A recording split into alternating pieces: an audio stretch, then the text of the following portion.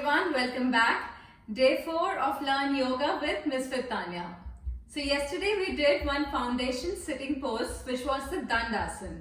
I hope you practiced that because today we are going to progress from the same step. So today's pose is Janu Shirshasana. Janu in Sanskrit means the knees and Shirsh means the head. So the literal translation is the head to knee pose. This pose combines 3 movements, a sitting forward bend, a twist and also a side stretch. So 3 movements in one posture. So let's get started and see how to get into it. So first sit in Dandasana. You can refer to the video yesterday. I can share the link as well and get into the Dandasana. Practice this for a minute or 2. Now from here, keeping the right leg straight, same as Dandasana, bend the left knee, bring your left foot close to the perineum and keep the foot next to the right thigh. Now keep your leg straight, the right leg straight, foot facing you. Now shift your navel towards the right leg. So this is the twist. Twisting your spine. Now take your arms up. Inhale, lengthen your spine. Extend your spine. Lengthen it. Now as you exhale, bend forward. When you're bending forward, squeeze the stomach in.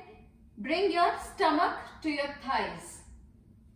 And wherever you're reaching, you can reach your knees depending on your flexibility. You can reach your shins, your ankles or your foot. Don't try to force yourself to reach your foot. If you're reaching your foot, grab the toes and continue to bend down. But bend down from your lower back. So there is a hinge. You're hinging. You're not bending your spine, but hinging forward. Bringing your stomach to the thighs.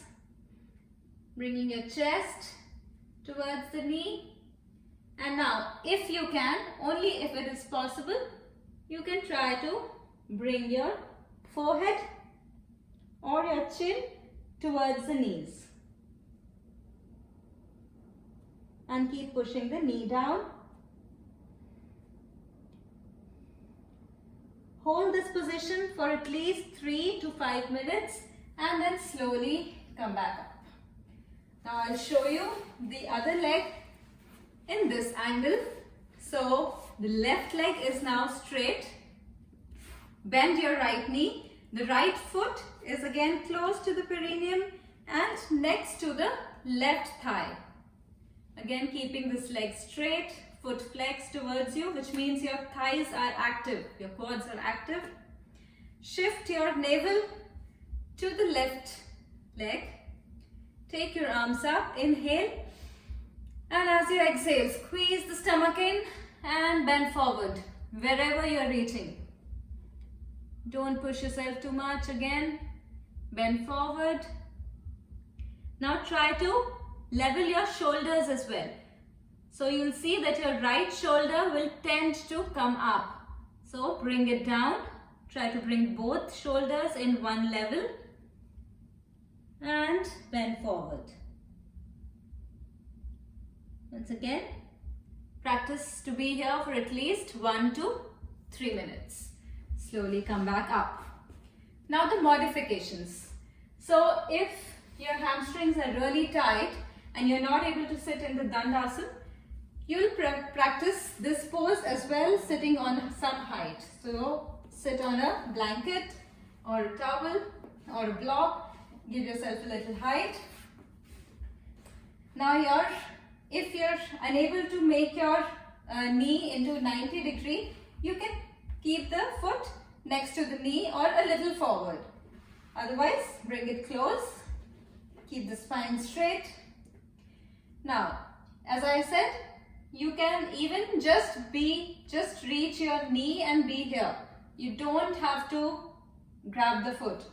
You can just be here and bend, or you can grab your shin and bend forward. Slowly, as your flexibility increases, try to bend a little more.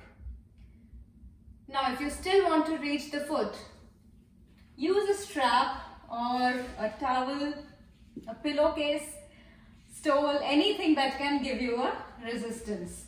So if you're using the strap, put it across the foot,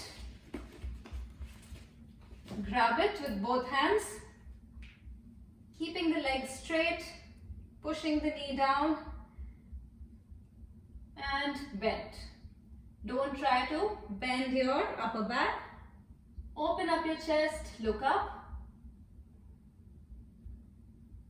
Now slowly, when your flexibility will increase, you can either grab the toe or you can take the wrists beyond the toe depending on your flexibility. Right, now slowly release and come back. Now this position has a lot of benefits. It stretches your hamstrings, your groins, your spine and your shoulders. Also, it really stimulates your liver and kidneys. It also increases the blood circulation in your abdominal area, so it aids digestion. Now, if you have headache or menstrual discomfort, this pose is excellent to give you some relief. Also, it has a lot of mental benefits. So, if you are anxious or mildly depressed, you can try to practice this. Be in this position for 3 to 5 minutes or even longer, and you'll start seeing some relief in it. Now, if you have any kind of lower back or knee injuries, please don't attempt this pose. Now, this pose is a preparatory pose for the sitting forward bend or the Paschimottanasana. So, please practice the Dandasana and the Janu Shirshasana today. So Dandasana for at least 5 minutes and Janu Shirshasana for at least 3 to 5 minutes on both sides. And then tomorrow we will hopefully make a progress to Paschimottanasana. So thank you so much for watching this video. Please like, share and subscribe to this channel and come back tomorrow for the day 5.